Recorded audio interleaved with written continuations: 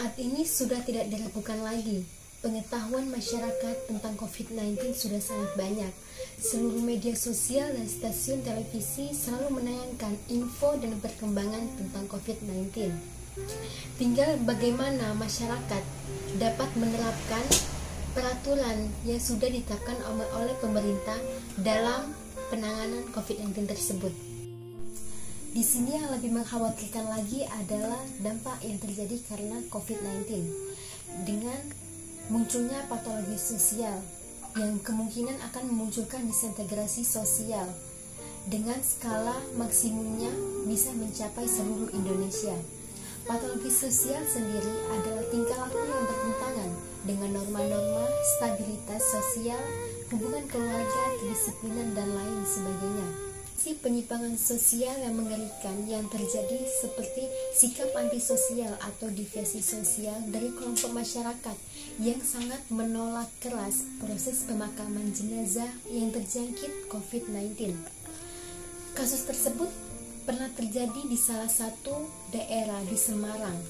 Masyarakat sangat menolak keras pemakaman pasien yang terjangkit COVID-19 tersebut. Saya berani, bahwa saya aja berani Pak, di atas peti Pak, saya berani. Meski sudah diberikan penjelasan oleh Bupati, sejumlah warga desa Karangtengah, Kecamatan Cilongkok, Banyumas tetap menolak desanya menjadi tempat pemakaman jenazah pasien COVID-19. Warga terus menutup jalan agar ambulan yang membawa jenazah berikut rombongan tak bisa melintas. Warga bahkan sempat melempar ambulans dan memaksanya berbalik arah. Bupati Banyumas yang semula sabar memberikan penjelasan pun akhirnya emosi. Ada virus itu adanya di orang hidup. Virus itu adanya di orang hidup, bukan orang mati. Upaya Kapolresta Banyumas yang ikut bersama rombongan untuk menenangkan warga juga tidak berhasil. Sebelumnya, warga 3 desa sudah menolak jenazah pasien COVID-19 ini dimakamkan di wilayah mereka. Bupati Banyumas pun menyarankan agar jenazah dimakamkan di daerah yang jauh dari pemukiman. Tapi lagi-lagi warga setempat menolak. Makam jenazah yang sudah dikebumikan pun akhirnya dibongkar. Bupati bahkan ikut membantu petugas, ikut menggali makam dan menggotong peti jenazah ke ambulan. Atas kejadian ini, Bupati Banyumas meminta maaf kepada warga. Saya juga mohon maaf kepada seluruh warga masyarakat Banyumas atas kejadian pemakaman pada hari ini. Mungkin karena kami kurang sosialisasi Setelah mendapatkan penolakan di beberapa tempat, jenazah pasien COVID-19 akhirnya dimakamkan di salah satu desa di Banyumas. Imam Amarwoto, Banyumas, Jawa Tengah. Tentang penolakan proses pemakaman jenazah tersebut bukan hanya krisis kemanusiaan, tapi juga termasuk dengan melecehkan syariat Islam tentang memuliakan jenazah. Selain itu, patologi sosial yang dapat muncul adalah PTSD, yaitu Post Traumatic Stress Disorder, yaitu orang-orang yang pernah terjangkit COVID-19 dan walaupun mereka sudah dinyatakan sembuh 100%, tetapi masyarakat di sekeliling mereka tidak nyaman dengan keadaannya dan mereka menjauh karena takut kalau virus itu akan kembali dan menyebar. Hal itu dapat memunculkan penyakit gangguan mental dan bisa disebut dengan PTSD tersebut. Nah, interaksi sosial antar masyarakat juga berkurang karena anjuran pemerintah yang menerapkan peraturan di rumah saja. Oleh karena itu, secara otomatis interaksi sosial di dalam masyarakat langsung menurun.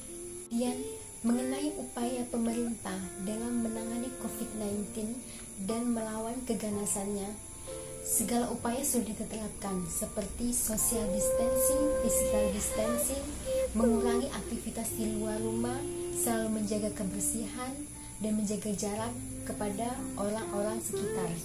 Selain itu, juga pemerintah menerapkan aturan PSBB, pembatasan sosial berskala besar, karantina wilayah, dan larangan mudik pada tahun ini.